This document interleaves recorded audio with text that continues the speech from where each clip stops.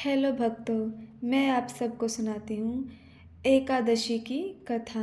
प्रबोधिनी देवोत्थान एकादशी, कार्तिक शुक्ल पक्ष की एकादशी। युधिष्ठिर ने पूछा, श्री कृष्ण, अब कार्तिक शुक्ल पक्ष में जो एकादशी होती है उसकी महिमा बताइए। भगवान श्री कृष्ण बोले, हे राजन, कार्तिक के शुक्ल पक्ष में जो एकादशी होती है उसका जैसा वर्णन ब्रह्मा जी ने नारद जी से किया था वही तुम्हें बताता हूँ। ब्रह्मा जी बोले, मुनि श्रेष्ठ, अब आप सभी पापों को नष्ट करने वाली तथा पुण्य और मुक्ति को देने वाली प्रबोधिनी एकादशी का महत्म सुनिए। भागीरथी गंगा तथा तीर्थ नदी समुंदर आदि तभी तक फल देते हैं जब तक प्रबोधिनी एकादशी नहीं आती। कार्तिक मास की शुक्ल पक्ष की प्रबोधिनी एकादशी के व्रत का फल 1000 अश्वमेघ तथा 100 राजयूष यज्ञ के फल के बराबर होता है। नारद जी ने पूछा कि पिताजी, संध्या को भोजन करने से, रात्रि में भोजन करने तथा पूरे दिन उपवास करने से क्या क्या फल मिलता है, उसे आप समझाइए। ब्रह्मा जी बोले, नारद, संध्या को भोजन करने से 1 जन्म का, रात्रि में भोजन करने से 2 जन्म के तथा पूरे दिन उपवास करने से 7 जन्म के समस्त पाप नष्ट हो जाते हैं। प्रबोधिनी एकादशी के व्रत के प्रभाव से सुमेरु पर्वत के समान पाप भी क्षण में ही नष्ट हो जाते हैं। अनेकों पूर्व जन्म के किए हुए बुरे कर्मों को यह प्रबोधिनी एकादशी का व्रत नष्ट कर देता है। जो मनुष्य प्रबोधिनी एकादशी का व्रत विधि पूर्वक व्रत करते हैं उन्हें पूर्ण फल प्राप्त होता है। हे मुनीश्वर, जो मनुष्य श्रद्धापूर्वक थोड़ा भी पुण्य करते हैं उनका वह पुण्य पर्वत के समान अटल हो जाता है। जो मनुष्य हृदय के अंदर ही ऐसा ध्यान करते हैं कि प्रबोधिनी एकादशी का व्रत करूँगा, उनके 100 जन्म के समस्त पाप नष्ट हो जाते हैं। जो मनुष्य प्रबोधिनी एकादशी के दिन रात्रि को जागरण करते हैं उनकी बीती हुई तथा आने वाली 10,000 पीढ़ियाँ विष्णुलोक में जाकर वास करती है और नरक में अनेक दुखों को भोगते हुए पितृ विष्णुलोक में जाकर सुख भोगते हैं। ब्रह्म हत्या आदि के पाप भी प्रबोधिनी एकादशी का व्रत करने से नष्ट हो जाते हैं। एकादशी के दिन रात्रि को जागरण करने का फल अश्वमेघ आदि यज्ञों के फल से अधिक होता है। समस्त तीर्थों में जाने तथा गोशर्ण भूमि आदि के दान का फल कार्तिक मास की शुक्ल पक्ष की प्रबोधिनी एकादशी के रात्रि जागरण के फल के बराबर होता है। इस संसार में जितने भी तीर्थ हैं तथा जितने भी तीर्थों की आशा की जाती है वे सब प्रबोधिनी एकादशी का व्रत करने वाले के घर में रहते हैं। जो मनुष्य इस एकादशी के व्रत को करता है वह योगी, तपस्वी तथा इंद्रियों को जीतने वाला होता है, क्योंकि यह एकादशी भगवान विष्णु को अत्यंत प्रिय है। इसके व्रत के प्रभाव से कायिक, वाचिक और मानसिक पाप नष्ट हो जाते हैं। इस एकादशी के दिन जो भगवान की प्राप्ति के लिए दान, तप, होम, यज्ञ आदि करते हैं उन्हें अक्षय पुण्य मिलता है। प्रबोधिनी एकादशी के दिन भगवान की पूजा करने से बाल, यौवन और वृद्ध अवस्था के समस्त पाप नष्ट हो जाते हैं। इस एकादशी की रात्रि को जागरण करने का फल चंद्र सूर्य ग्रहण के समय स्नान करने के फल से 1000 गुना अधिक होता है। नारद, तुमको भी विधि पूर्वक विष्णु भगवान की पूजा करनी चाहिए। जो मनुष्य कार्तिक मास में धर्मपरायण होकर अन्य किसी व्यक्तियों का अन्न नहीं खाते उन्हें चंद्रायण व्रत का फल मिलता है। कार्तिक मास में भगवान का दान आदि से उतने प्रसन्न नहीं होते जितने कि शास्त्रों की कथा सुनने से प्रसन्न होते हैं। कार्तिक मास में जो मनुष्य भगवान की कथा को थोड़ा बहुत पढ़ते या सुनते हैं उन्हें 100 गौ के दान का फल मिलता है। जो मनुष्य अपने कल्याण के लिए विष्णु भगवान की कथा करते हैं उन्हें 100 गौ के दान का फल मिलता है। मनुष्य अपने कल्याण के लिए विष्णु भगवान की कथा सुनते हैं। वे अपने कुटुंब का उद्धार करके 1000 गोदान का फल पाते हैं। जो मनुष्य प्रबोधिनी एकादशी के दिन विष्णु की कथा सुनते हैं उन्हें 7 दीप के दान का फल मिलता है।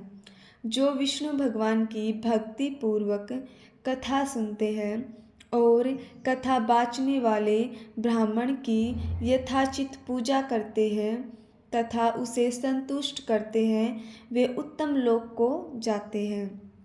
नारद जी बोले, हे ब्रह्मा जी, अब आप एकादशी के व्रत का विधान कहिए और व्रत करने से कौन सा पुण्य मिलता है वह भी समझाइए।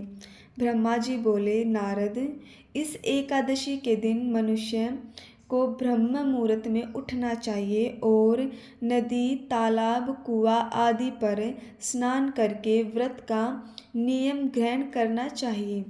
उस समय भगवान के विनय करनी चाहिए कि हे भगवान, आज मैं निराहार रहूँगा और दूसरे दिन भोजन करूँगा, इसलिए आप मेरी रक्षा करें। इस प्रकार विनय करके भगवान की पूजा करनी चाहिए। उस रात्रि को भगवान के समीप संगीत, नृत्य, बाजे, कथा आदि से रात्रि व्यतीत करनी चाहिए। प्रबोधिनी एकादशी के दिन कृपणता को त्याग कर बहुत से पुष्प, फल, अगरबत्ती, धूप आदि से भगवान की आराधना करनी चाहिए। शंख के जल से भगवान को अर्घ देना चाहिए। इसका समस्त तीर्थदान आदि से करोड़ गुना अधिक फल होता है। जो मनुष्य पुष्प से भगवान की पूजा करते हैं उनके सामने इंद्र भी हाथ जोड़ते हैं। कार्तिक मास में जो बिल्व पत्र से, बेलपत्र आदि से भगवान की पूजा करते हैं उन्हें अंत में मुक्ति मिलती है। कार्तिक मास में जो मनुष्य तुलसी जी से भगवान की पूजा करता है उसके 10,000 जन्म के समस्त पाप नष्ट हो जाते हैं।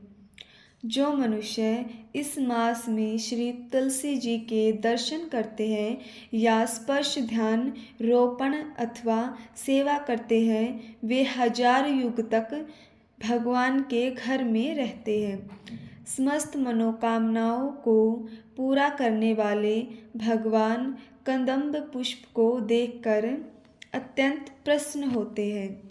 यदि उनकी कदम्ब के पुष्प से पूजा की जाए तो वे मनुष्य यमराज के दुख को नहीं पाते। जो गुलाब के पुष्प से भगवान की पूजा करते हैं उन्हें मुक्ति मिलती है।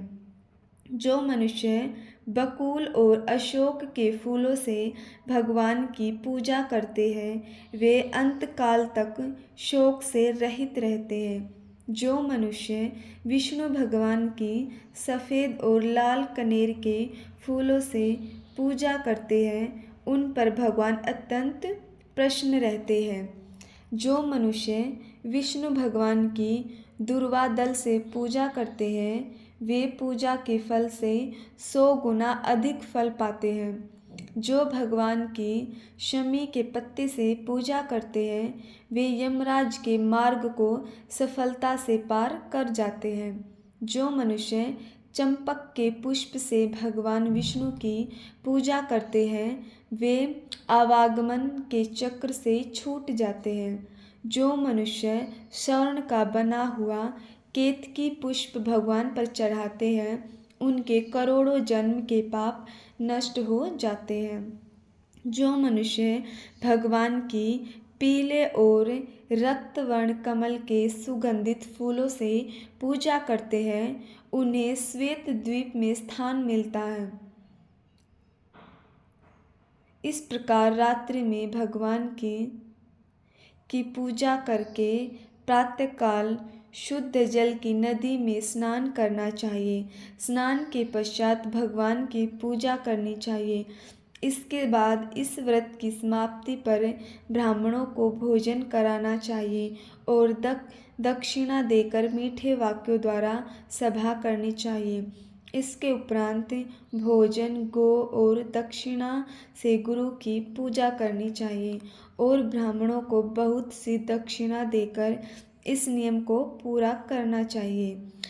ब्राह्मणों को यथाशक्ति दक्षिणा देनी चाहिए। जिस ब्राह्मण को रात्रि में भोजन कराए उसे स्वर्ण सहित बैल दान करना चाहिए। जो मनुष्य यात्रा स्नान करते हैं उन्हें दही और शहद दान करना चाहिए। जो फल की आशा करते हैं उन्हें फल का दान करना चाहिए। तेल की जगह घी और घी की जगह दूध और अन्नों में चावल दान करना चाहिए। जो मनुष्य इस व्रत में भूमि शयन करते हैं उन्हें सब वस्तुओं सहित शय्यादान करनी चाहिए। जो मौन धारण करते हैं उन्हें स्वर्ण सहित तिल दान करना चाहिए। जो मनुष्य बालों को धारण करते हैं उन्हें दर्पण दान करना चाहिए। जो मनुष्य कार्तिक मास में उपनाह धारण करते हैं उन्हें उपनाह दान करना चाहिए। जो इस मास में नमक त्यागते हैं उन्हें शक्कर दान करनी चाहिए। जो मनुष्य नित्य प्रति देव मंदिरों में दीप जलाते हैं उन्हें स्वर्ण या तांबे के दीपक को घी तथा बत्ती सहित दान करना चाहिए। जो मनुष्य चातुर्मास्य व्रत में जिस वस्तुओं को त्याग देते हैं उन्हें उस दिन से पुण्य ग्रहण करना चाहिए। जो मनुष्य प्रबोधिनी एकादशी के दिन विधि पूर्वक व्रत करते हैं उन्हें अत्यंत सुख मिलता है और अंत में वे स्वर्ग को जाते हैं। जो मनुष्य चातुर्मास्य व्रत को बिना किसी विघ्न के पूरा करते हैं उन्हें फिर दोबारा जन्म नहीं मिलता। जिन मनुष्यों का व्रत खंडित हो जाता है वह नरक को जाते हैं। जो मनुष्य इस एकादशी के महात्म को सुनता है वह पढ़ता है उसे अनेक गोदान का फल मिलता है। तो बोलिए ग्यारस माता की जय हो। तो भक्तों, आप भी ग्यारस माता का व्रत कीजिए और अनेक पुण्य को प्राप्त कीजिए और अंतकाल में भगवान के निज धाम जाइए। बोलिए एकादशी माता की जय हो। जय लक्ष्मी नारायण भगवान की जय हो।